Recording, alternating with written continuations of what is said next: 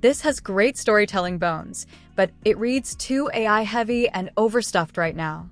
You've got strong ideas, but there are too many dramatic turns, repeated phrases, factual inconsistencies, Strasbourg, Alexandra Eala, Ryakina, Egant, and overlong paragraphs. For retention on YouTube, you want shorter punches, cleaner flow, and more tension. Here's a rewritten premium version with a human, documentary-style voice. Nobody came to Strasbourg expecting this match to matter. No major cameras camped outside the practice courts. No analysts circled it as must-watch television. No dramatic headlines. Just a first-round clay match between two players who had never shared a court before. And yet, by the time this is over, there is a real chance we look back and realize these 90 minutes changed something important for both careers. Because sometimes, the matches that matter most are the ones nobody notices at first. There's something uniquely unpredictable about two players meeting for the first time. No emotional baggage. No previous losses to revisit. No familiar patterns burned into memory. Just instinct, adjustment, and pressure.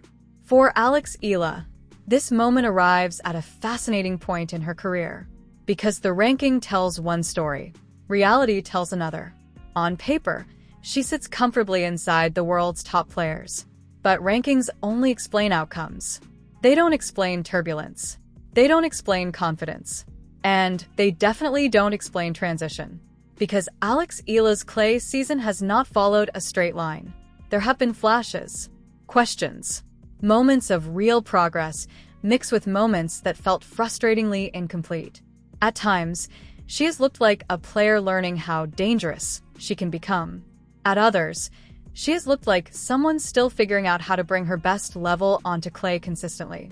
Then came Rome, and suddenly things started looking different. Not perfect, but different. Sharper, more settled, more convincing.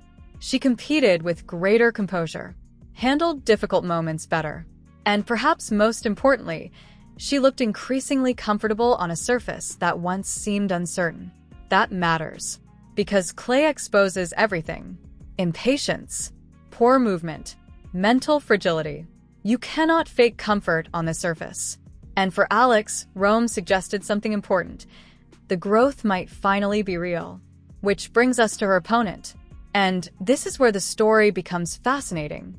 Because Alexandra Eala isn't the kind of player who overwhelms opponents with power. She disrupts them, frustrates them, unsettles rhythm. Her game feels unusual in an era obsessed with pace. Heavy slices, changing spins, high looping balls that force players out of timing, awkward patterns, unexpected angles. The kind of opponent that makes clean hitters uncomfortable. And discomfort in tennis is dangerous. Because frustration leads to rushed decisions. Rushed decisions lead to errors. And errors turn winnable matches into losses. For aggressive players especially, someone like Eala can feel maddening. You think you're in control until suddenly you're overhitting, second-guessing, playing impatiently. That is exactly the puzzle Alex Eala has to solve here. Because on paper, she probably has the bigger weapons. The heavier forehand, the cleaner aggression, the higher ceiling. Her movement has improved. Her serve looks stronger. And when she plays confidently, she can dictate rallies against elite competition. But talent alone will not win this match. Discipline will. Because Eala's entire identity revolves around stopping opponents from playing comfortably. She wants rallies to feel strange, slow, awkward, mentally exhausting. She wants opponents abandoning their patterns. And for Alex, this becomes a test of maturity more than talent. Can she stay patient? Can she resist forcing points too early? Can she trust her game when rhythm disappears? Those questions matter more than rankings, more than predictions, maybe even more than the result itself. Because while fans love blockbuster wins against top 5 players, sometimes the most revealing matches are these. The uncomfortable ones, the messy ones, the matches where a young player has to solve problems in real time. And if Alex Eala wants to become the kind of player people believe she can become, this is exactly the kind of challenge she has to learn to win.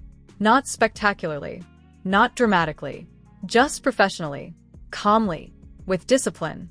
Because the difference between talented players and elite players is often simple. Elite players find ways to win on days when things don't feel easy.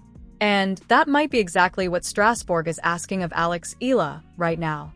Why this works better for YouTube retention: more human voice, less AI documentary. Shorter sentences equals better narration pacing. More suspense, less repetition. Easier for viewers to follow. Feels premium without sounding fake or overdramatic. Here's a rewritten, smoother, more natural, no AI feel version of your ending section with better flow, stronger storytelling, and less repetition while keeping the hype and emotional weight. For Eala, this match is about far more than simply getting through the first round. Strasbourg is her final stop before Roland Garros, the last chance to sharpen every edge before stepping onto the biggest clay stage in tennis. Last year, her French Open debut ended in disappointment with an early exit. This time feels different. This time, there is momentum, experience, and a growing belief that she belongs. She has been honest about the process too. Playing as a professional is obviously a different game, Eala admitted recently. This is my first season where I've really competed in these high-level tournaments on clay. That honesty matters because she is not pretending to have everything figured out. She knows clay is still teaching her lessons. She knows every match on the surface is part of a much bigger education. Strasbourg is not just another tournament. It is preparation. It is proof of progress. So the real question becomes simple: which version of Alex Eala shows up? If it is the composed, aggressive version we saw in Rome, the player stepping into shots, embracing long rallies, and pushing elite opponents to uncomfortable places, this is a match she can absolutely control. But if the flat, disconnected version from Stuttgart appears, things could get complicated very quickly. Because Alexandra Eala is the kind of opponent who thrives in chaos. She does not give rhythm. She takes it away. She slices. She loops. She changes pace. She stretches rallies just long enough to make opponents second-guess themselves. She is not trying to overpower you. She is trying to slowly pull you out of your comfort zone until frustration starts making decisions for you. And that is exactly what makes this matchup so fascinating. On paper, Eala is the favorite. The ranking says it. The talent says it. The trajectory says it. But tennis is never played on paper. What makes this match compelling is the collision of two completely different journeys. On one side, you have the Rafa Nadal Academy product, a young Filipina shaped on the clay courts of Mallorca, learning how to turn potential into consistency while carrying the expectations of an entire nation. On the other, you have Alexandra, the refugee, the disruptor, the player who learned resilience in circumstances far bigger than tennis, someone who competes with a freedom born from perspective. They have never played before. No history, no roadmap, no familiar patterns. Just two players stepping onto clay, trying to solve problems in real time. And maybe that is what makes tennis beautiful at its most human. Every match becomes a question. How much of everything you have survived, learned, and built can you bring into the next 2 hours? Eala's growth on clay is real. Rome proved that. But form is fragile. It does not carry over automatically. It has to be rebuilt point by point, game by game, especially against someone who refuses to let you play comfortably. And Alexandra will not make this comfortable. Disruption is her identity. She will slow things down, speed them up, change angles, break rhythm, and ask difficult questions every single game. For Eala, the challenge is simple to understand but difficult to execute. Embrace the discomfort early. Trust the forehand. Trust the movement. Trust the improved serve that has quietly become one of the strongest parts of her game. Most importantly, refuse to play the match entirely on Alexandra's terms. Because the real test of form is not dominating players who fit your style. It is finding solutions against opponents designed to take your strengths away. That is clay court tennis. Messy. Unpredictable. Full of matches that look manageable until the first ball hits the red dirt and suddenly everything feels complicated.